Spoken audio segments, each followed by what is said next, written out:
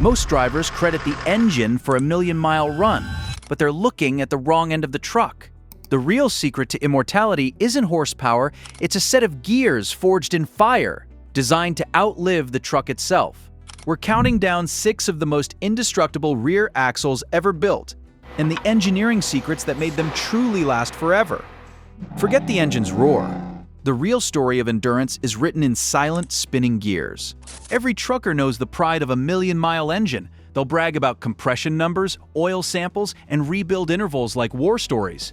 But ask them about the rear axle that carried that engine through every one of those miles, and you'll get a blank stare. That's the tragedy, because while the engine gets the glory, the rear axle endures the punishment. Think about it. Every ounce of torque the engine produces funnels through the driveline and slams into the ring and pinion gears of the rear end. 80,000 pounds of gross weight, cargo, trailer, tractor, all pressing down on 2 axle shafts and a housing no thicker than your forearm. Climbing grades, descending mountains, emergency stops that turn kinetic energy into heat. Mile after mile after mile, the forces are biblical, twisting, bending, compressing, and somehow the great axles didn't just survive, they thrived. But here's what most people miss. Not all rear axles were created equal. The difference between a legend and a failure wasn't luck. It was engineering, metallurgy, heat treatment, gear geometry, the obsessive attention to tolerances measured in thousandths of an inch. The companies that got it right built their reputations on cast iron and hypoid gears. Their names became synonymous with reliability. Not because they marketed better, but because their axles simply refused to break. Drivers learned which badges to trust. Mechanics learned which housings would still be tight after 500,000 miles. Fleet managers learned which axles could handle overloads without grenading on a mountain pass.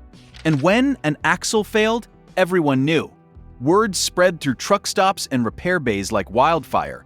A catastrophic failure could strand a driver hundreds of miles from help, turn a profitable haul into a tow bill nightmare, or worse, cause a wreck that ended careers. So the stakes were always high. The axle wasn't just a component. It was the foundation, the anchor, the difference between making it home and calling for a wrecker at 2 in the morning. But a handful of manufacturers understood this. They didn't just build parts, they built reputations out of forged steel and precision machining. And the axles they created didn't just last, they became legends. These are their stories. They weren't just building parts, they were building a reputation out of cast iron. Rockwell Standard didn't start as a trucking company. They started as a supplier to the military. Axles for tanks, half-tracks, and heavy artillery movers during World War II. When the war ended, Rockwell turned that battlefield-proven engineering toward American highways. And they brought one philosophy with them: overbuild everything. The Rockwell SQ100 series became the foundation of their empire. SQ stood for single speed, and the 100 designation meant it could handle 100,000 pounds of gross vehicle weight. Not recommended for, not rated up to, could handle. The secret? Brute force engineering and zero compromise. Start with the gears. Rockwell used hypoid gear design, a geometry where the pinion gear sits below the center line of the ring gear. This wasn't just for ground clearance. Hypoid gears allowed for a larger pinion diameter, which meant more tooth contact area, which meant the load spread across more steel. More contact equals less stress per tooth. Less stress equals longer life. But Rockwell didn't stop there. They forged their gears from nickel chromium molybdenum alloy steel, then case-hardened the surfaces to 60 Rockwell hardness. The cores stayed tough and ductile to absorb shock loads. The surfaces stayed diamond hard to resist wear. The housing was equally obsessive. Rockwell cast their axle housings from ductile iron. Not the brittle gray cast iron that could crack under impact, but a nodular structure that flexed without fracturing. Then they ribbed the housings like bridge girders to resist twisting under torque. Every Rockwell axle used tapered roller bearings on the axle shafts. Not ball bearings, not sleeve bearings. Tapered rollers which could handle radial loads and thrust loads simultaneously without premature wear. But the legend of Rockwell was really built on one model, the SSHD. Super strong, heavy duty. The name wasn't marketing, it was a warning. The SSHD series went into logging trucks, mining haul trucks, and heavy construction equipment where failure wasn't an option. These were axles designed to survive daily overloads, impacts from rough terrain, and abuse that would have killed lesser designs in a season. Drivers told stories.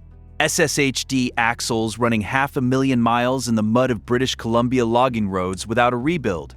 Axles pulled from scrap trucks with housings still true, gears still meshing perfectly, bearings still smooth. Rockwell built over 14 different models across their single-speed and tandem configurations, but the philosophy stayed the same: make it stronger than it needs to be. Because out on the road, strong enough has never been strong enough. And that's why when a fleet manager spec'd a truck in the 1960s or 70s, Rockwell rear end was shorthand for "this truck will work." Suddenly, one axle could do the work of two. Rockwell owned brute strength. But Eaton? Eaton owned innovation. In the 1950s, the American trucking industry had a problem. Trucks were getting heavier, loads were getting bigger, and drivers needed more gear ratios to handle the range. Low gears for starting heavy, high gears for highway cruising. The solution at the time? Add more gears to the transmission. Fuller 13 speeds, 15 speeds, 18 speeds. But every gear you added meant more weight, more complexity, and more things that could break. Eaton looked at the problem differently. What if the axle could shift? The two-speed rear axle was elegant in its brutality. Inside the differential housing, Eaton installed a planetary gear set with a sliding clutch collar. In low range, power ran through the planetary reduction gears, effectively multiplying the torque from the drive shaft. In high range, the clutch locked the planetary carrier, sending power straight through to the ring and pinion. One axle, two ratios, and suddenly your 10-speed transmission had 20 usable gears. Drivers loved it. Coming out of a truck stop with 80,000 pounds, you could start in low range and crawl up to speed without lugging the engine. Once you hit cruising speed, flip a switch on the dash, let off the throttle for a split second, and the axle shifted into high range. Instant overdrive. It wasn't just about convenience, it was about efficiency. Low range gave you pulling power, high range gave you fuel economy and lower engine RPM on the highway, which meant longer engine life. Eaton's DS series became the gold standard. The DS402 model could handle up to 52,000 pounds in tandem configurations. It used forged and carburized spiral bevel gears, similar strength to Rockwell's hypoid design, but with a slightly different tooth geometry that some mechanics swore ran quieter. But the real genius was in the durability of the shift mechanism. That sliding clutch and planetary system lived inside a bath of gear oil, constantly lubricated, designed to handle thousands of shifts without wearing out. Eaton over-engineered the splines and clutch teeth to prevent damage even if a driver mistimed the shift. And drivers did mistime shifts, but the Eaton 2-speed just kept working. You'd see these axles in everything from Kenworth log trucks in the Pacific Northwest to Peterbilt grain haulers in the Midwest. The whir of the two-speed shift became a signature sound, a quick mechanical whine as the planetary gears spun down, then a solid clunk as the clutch re-engaged. But Eaton didn't stop at the DS series. They built the DSP series for even heavier applications. Tandem axles rated at 60,000 pounds. They refined the lubrication system. They tightened tolerances. They listened to mechanics and drivers and made the axle easier to service in the field. And the result? Eaton 2-speeds routinely hit 800,000 miles before needing a rebuild. Some went over 1 million. That's the definition of engineering that lasts forever. Not because it never wears, but because it wears so slowly that the truck rusts out around it first. This wasn't just strength. This was mechanical perfection. Rockwell gave you brute force. Eaton gave you innovation. But Dana gave you precision so tight you could measure the quality with a micrometer. Dana Corporation built their reputation on one unshakable principle: tolerances matter. A rear axle isn't just gears in a housing. It's a system where every component must work in perfect harmony. Bearing preload, gear backlash, pinion depth. Get any of those measurements wrong by even a few thousandths of an inch, and the axle will howl, overheat, and destroy itself. Dana didn't just meet tolerances, they obsessed over them. The Dana 80 became the benchmark for heavy-duty light trucks and medium-duty applications.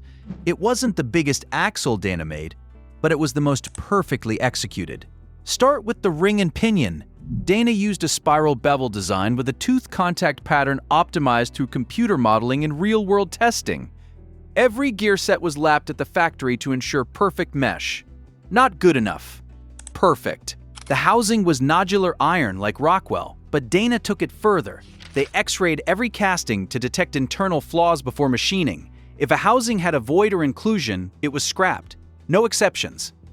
Dana's bearings were legendary. They didn't just use tapered rollers. They used matched bearing sets with factory-set preloads. This meant when a mechanic installed a Dana axle, the critical measurements were already dialed in. Less room for human error. More consistency in the field. But the real Dana innovation was the power lock limited slip differential. Most open differentials send power to the wheel with the least resistance. Great for normal driving, terrible when one wheel loses traction. The power lock used a multi-disc clutch pack that automatically transferred torque to the wheel with grip. No electronics, no sensors, just mechanical genius and friction physics. And it was rebuildable. Worn clutches? Replace the discs? Spider gears worn? Swap them out. The housing and carrier were built to last forever. The consumable parts were designed to be consumed. Fleet managers caught on fast. Dana 80 axles showed up in everything from delivery trucks to municipal vehicles to medium-duty freightliners. And they just ran. 500,000 miles was common. 700,000 wasn't rare. And the maintenance?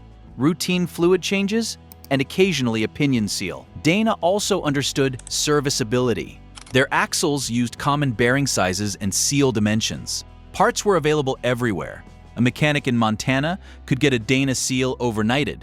A driver in Texas could find a Dana gear set at any heavy-duty parts store. Compare that to some European axle designs, where a single bearing required a 3-week ship from overseas, and you understand why Dana dominated American fleets. But Dana's true legacy wasn't just in the axles themselves, it was in the standard they set. When other manufacturers talked about Dana quality, that wasn't marketing speak. That was acknowledgement that Dana had defined what excellence looked like in axle manufacturing. Tight tolerances, precision machining, obsessive quality control, material science done right. That's why Dana axles didn't just last. They lasted perfectly, quietly, smoothly, efficiently, for hundreds of thousands of miles. The names have changed, but the mission hasn't.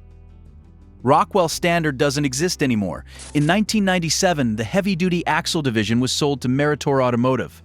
The Rockwell name faded, but the engineering? That lived on.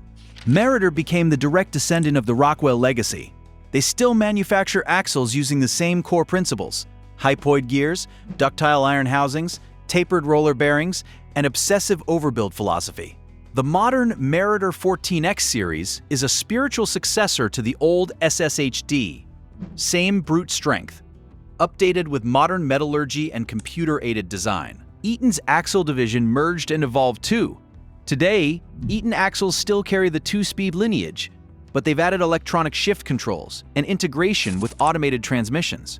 The mechanical genius is still there. It's just wrapped in 21st century tech. Dana? Still independent, still building axles. The Dana 80 is now the Dana Super 80, and it's stronger than ever.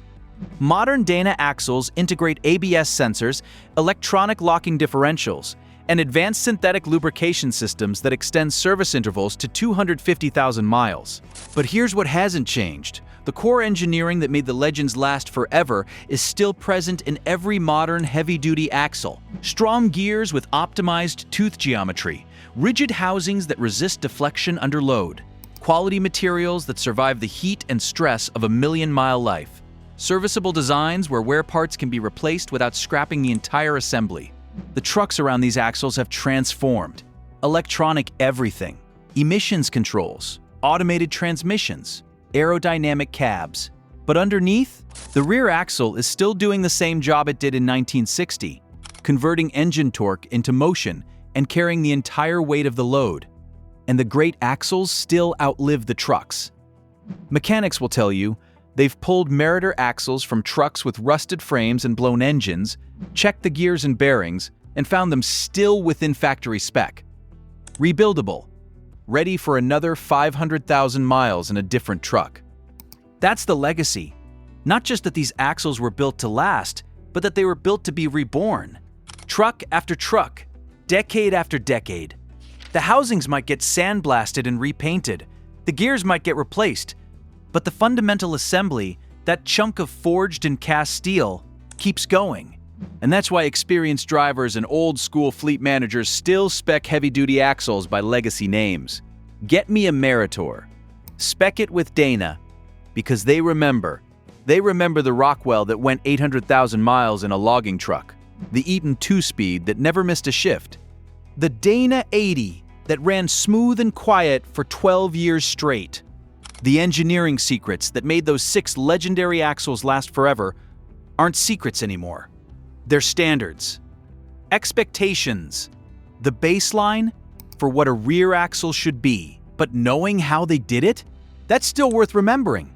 Because the next time you see a truck roll past with 1,000,000 miles on the odometer, you'll know the real hero isn't under the hood. It's turning silently beneath the frame, gears meshing, bearings spinning, doing the work it was forged to do. Forever. If stories like this remind you why American machinery earned its reputation, subscribe to Vanished Products, because the engineering that built this country is too good to forget.